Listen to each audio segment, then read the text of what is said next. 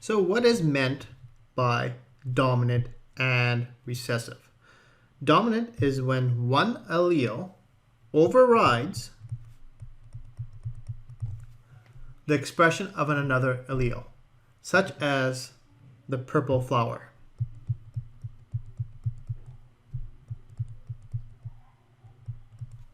Right? And for the allele, I should change the word from often to always, if it's dominant, is given a capital letter.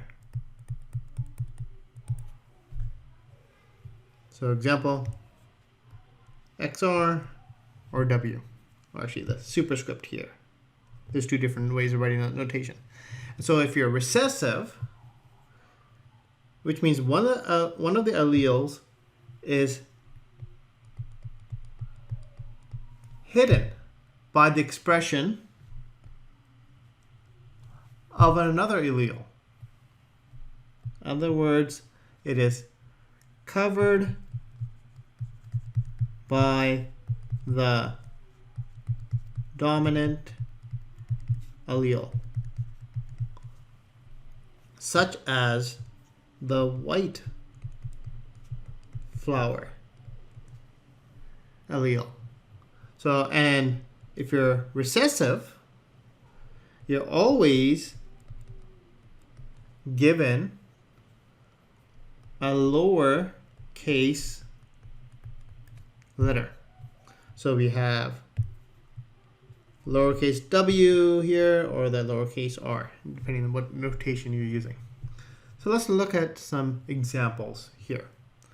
For example, having a curved hairline, also known as a widow's peak, is a dominant allele. And a straight hairline is recessive.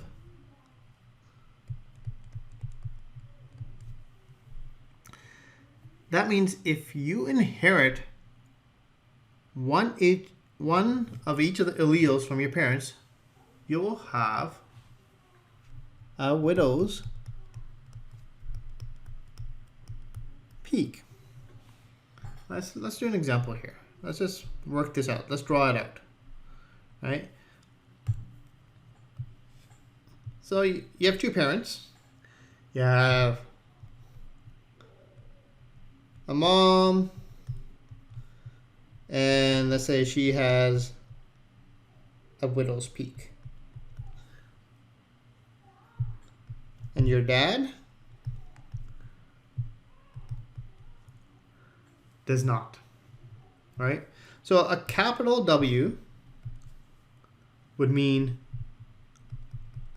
widow's peak, and a lowercase w, I'll make a little bit curlier here, would be no widow's peak. So if your mom has a widow's peak, she would be, since you have two alleles, either a capital W, two capital W's, or a capital W with a lowercase w, right? If your dad has no widow's peak, you know he'd be two lowercase w's. This is known as your genotype. Right? So your parents have a child. Excuse my poor drawing here. You have a little baby. Right? The baby from the mom will get a capital W or a lowercase w.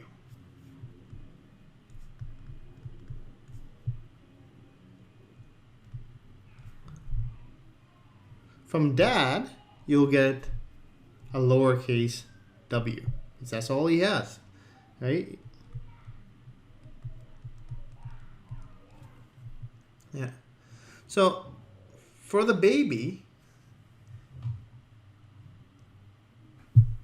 I'm running out of space here. you only need one copy of the dominant allele.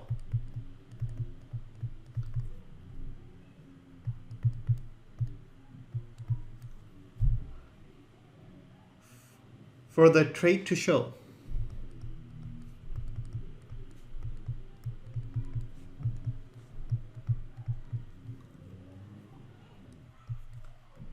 But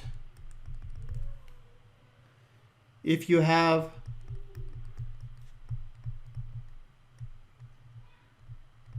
a recessive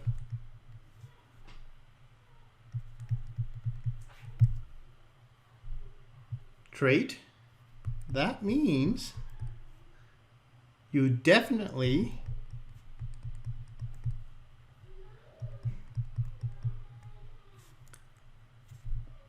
have two copies of the recessive allele.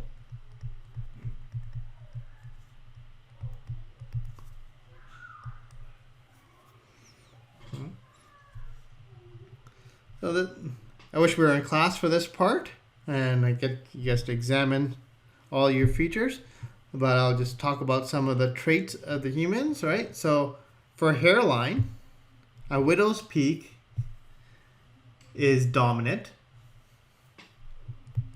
and a straight hairline is recessive. So I'll use a D and R for those.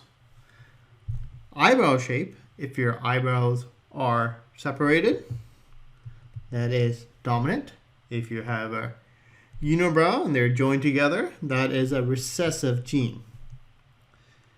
Your earlobes, if they are attached, that is recessive. If you have a free lobe, that is dominant. Freckles is dominant, and having no freckles is recessive. The ability to roll your tongue is dominant, and if you can't, that is recessive. If you can fold your tongue, the inability is dominant, and the ability is recessive. You have a bent little finger, that is dominant, and straight is recessive. And finally, if you interlace your fingers together, and if your left thumb goes over your right thumb, that is dominant. And if your right thumb goes over your left thumb, that is recessive. Right? In Mendel's experiment, he examined lots of different traits, and the ones on the left are the dominant form, and the ones on the right are the recessive.